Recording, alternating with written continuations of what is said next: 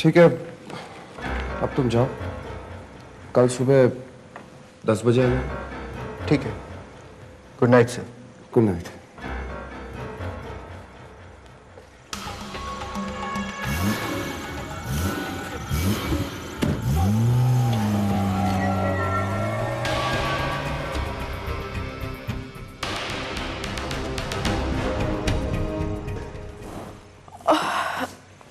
एक बजने को है, अब बस भी कीजिए। तुम जानती हो सरोजा, मेरा इन फाइलों को पढ़ना बहुत जरूरी है। 3 दिन बाद इंटरनेशनल पीस समिट है। देश विदेश के कई बड़े बड़े डेलीगेट्स होंगे वहां। देश का रक्षा मंत्री होने के नाते अपने हर सवाल और जवाब के साथ मुझे रेडी रहना है। अच्छा ठीक है, पर जल्दी कीजिएगा। हाँ, वो लाइट लगाती जाना। हाँ।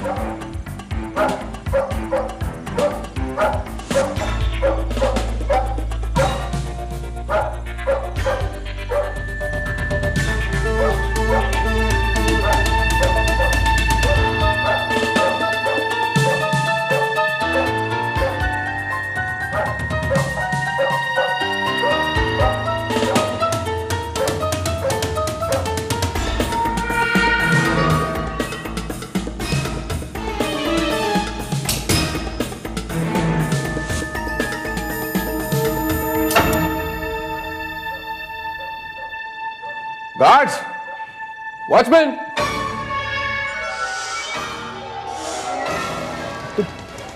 तुम लोग यहां कैसे आए?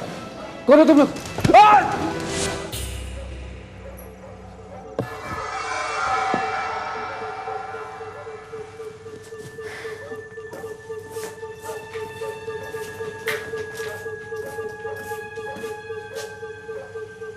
कहाँ गए? कहाँ है आप?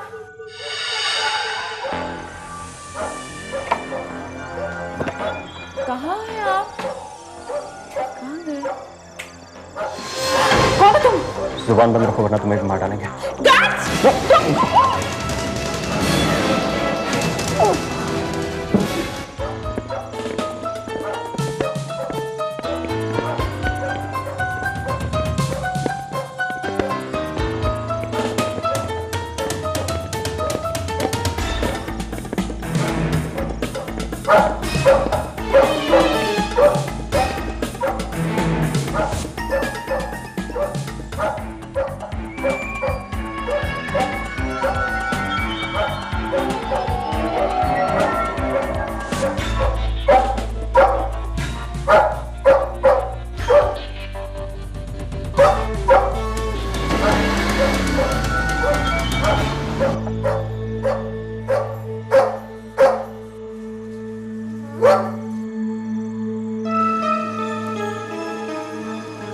वॉचमैन, वॉचमैन, मालिक, मालिक, मालिक, मालकिन, मालिक,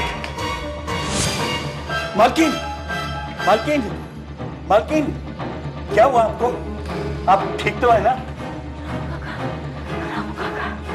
मालिक का पुलिस को बुलाइए रामू काका, पुलिस को बुलाइए, पुलिस को बुलाइए। सर, हम हर मुमकिन काम कर चुके हैं।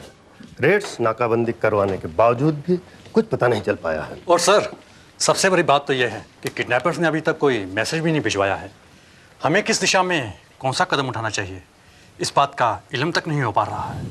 देखिए, 3 दिन बाद इंटरनेशनल पीस समिट है जिसे डिफेंस मिनिस्टर साहब एड्रेस करने वाले हैं। हमें हर हाल में 2 दिन के अंदर उन किडनैपर्स का पता लगाना होगा और बाबा साहब को उनके चुंगल से छुड़ाना होगा। सर, मेरे ख्याल से हमें थोड़ी देर वेट कर लेना चाहिए। शायद वो किडनैपर्स हमसे कांटेक्ट करने की कोशिश करें। मैं शायद का वेट नहीं कर सकता। देखिए जेंटलमैन, आप अपनी तरफ से हर मुमकिन कोशिश कीजिए, लेकिन ये मामला इतना संगीन है, इसकी नाजुकता को देखते हुए मुझे मुंबई क्राइम स्क्वाड की स्पेशल टीम को बुलाना होगा। आप मुंबई पुलिस कमिश्नर रावत को फोन लगाइए please. Yes sir. Immediately.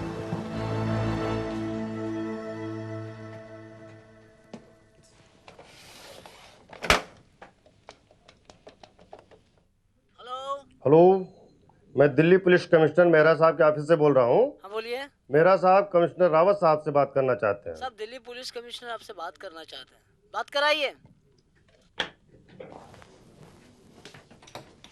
Sir, line पे। रावत। हाँ मेरा क्या हाल चाल है? देखो Rawat, this is top secret. यहाँ एक बुरी घटना घटी है। मुझे तुम्हारे क्राइम स्क्वाड की बेस्ट टीम की जरूरत है। क्यों, ऐसा क्या हो गया? देखो, ये सारी बातें मैं तुम्हें फोन पे नहीं बता पाऊंगा। It is very critical. Send your team at once. They will be on the next flight to Delhi. Thanks Rawat.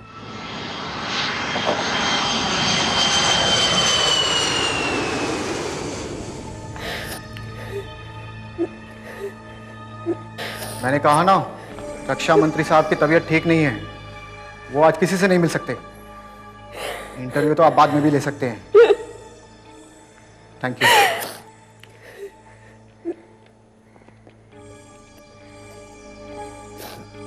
Hello John, Mathur बोल रहा हूँ। रक्षा मंत्री साहब की तबीयत अचानक बिगड़ गई है। उनके आज के सारे कार्यक्रम रद्द कर दो। नहीं नहीं, ऐसी कोई बात नहीं है। हाँ, कल का क्या कार्यक्रम बनेगा वो मैं शाम को बताता हूँ। ओके। कमिश्नर साहब, आपके क्राइम स्क्वाड की टीम कब तक पहुंचेगी? बस एनी मोमेंट।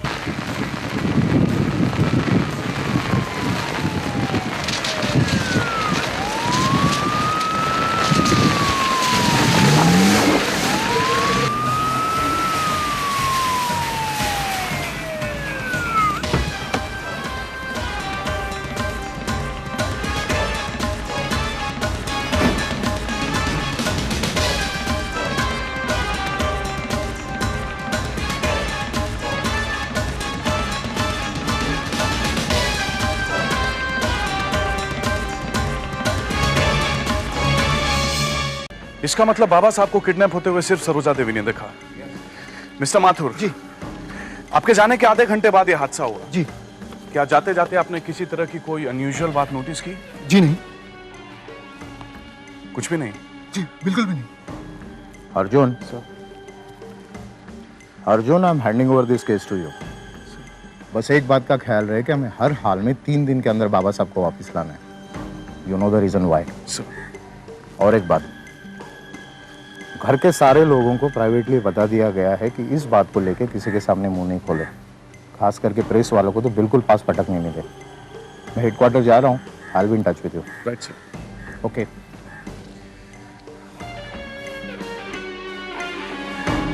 विजय, इन सबको यहाँ से बाहर ले जाओ। मैं सरोजा देवी से बात करके आता हूँ। आइए आप लोग बाहर आइए।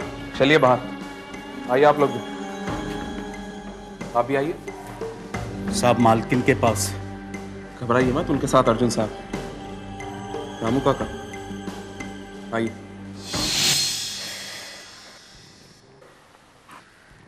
सरोजा जी, मैं अर्जुन रायना, क्राइम स्क्वाड मुंबई। पता नहीं किस हाल में होंगे वो। क्या बिगाड़ा था उन्होंने किसी का? सरोजा जी, हो सकता है पर्सनली उन्होंने किसी का कुछ नहीं बिगाड़ा हो, लेकिन रक्षा मंत्री होने की वजह से उनके कई दुश्मन हो सकते हैं। भला कौन हो सकता है उनका दुश्मन? कई लोग, इतने सारे टेररिस्ट ग्रुप्स हैं, पड़ोसी देश। तो टॉमी के भौंकने से तुम्हारी नींद खुल गई, हाँ? और जैसे ही तुम उसके पास गए वो और जोर से भौंकने लगा। जी। उसके बाद तुमने सिक्योरिटी गार्ड्स की लाश देखी? जी, मैं बुरी तरह डर के अंदर की तरफ भागा। अंदर मालकिन बेहोश पड़ी हुई थी। होश में आने के बाद उन्होंने बताया कि मालिक को कुछ नकाबपोश उठा के ले गए। इसके सिवाय कुछ नहीं जानता।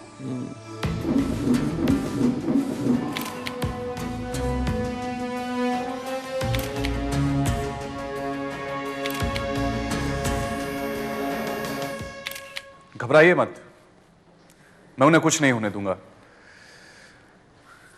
आप अपने आप को संभालिए।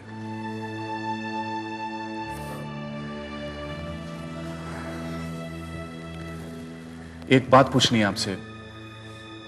जब वो नकाबपोश आपके पास आए तो उन्होंने आपसे किस भाषा में बात की? हिंदी में। कैसी हिंदी? टूटी फूटी, एक्सेंटेड? नहीं, खड़ी हिंदी में। और तुम्हें? साहब हम कुछ नहीं जानते। तो फिर इतना घबरा क्यों रही? हम कहाँ घबराते हैं? सच सच बताओ, क्या छुपा रही? कुछ नहीं साहब। एक और बार कह रहा हूँ, जो कुछ जानती हो बता दो। हमें कुछ नहीं मालूम साहब। ओ, तो ये तुम दोनों की मिली भगत है, हाँ? तुम लोग उन किडनैपर्स के साथ मिले हुए? नहीं साहब, हम किसी से भी नहीं मिले हुए साहब। नहीं? नहीं साहब। तुम खाना बनाते हो? हाँ साहब। खाना बनाने के साथ साथ किडनैपिंग का प्लान भी बना लिया? नहीं साहब, नहीं। तुम ऐसे नहीं बताओगे। चलो थाने मेरे साथ। साहब हम बतावत हैं। कमला, शट अप विल यू।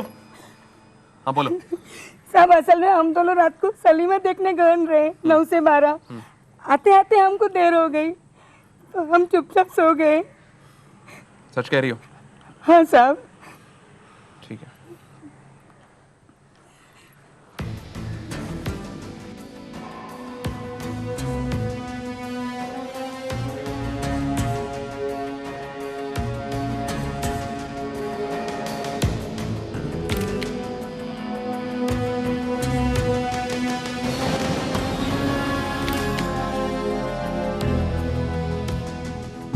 उनकी किसी हरकत से आपने कोई ऐसी बात नोटिस की जो आपको अजीब लगी हो?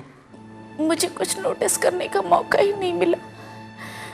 उन्होंने मार डालने की धमकी दी। उसके बाद मैं बेहोश हो गई। फिर क्या हुआ मुझे कुछ पता नहीं।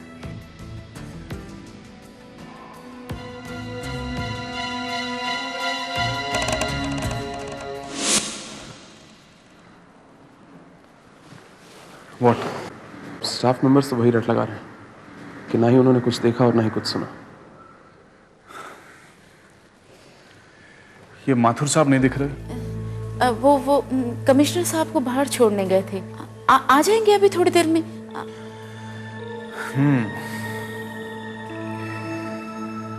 जैसे ही आए कहिए मुझे फोन करें, क्राइम स्क्वाड। आप जा रहे हैं? घबराइए मत, हो सकता है किडनैपर्स यहाँ फोन करें, इसीलिए हमने सारे फोन टैप कर लिए हैं। हम उसकी बातचीत सुन सकेंगे। हिम्मत रखिए। You're through? Let's go.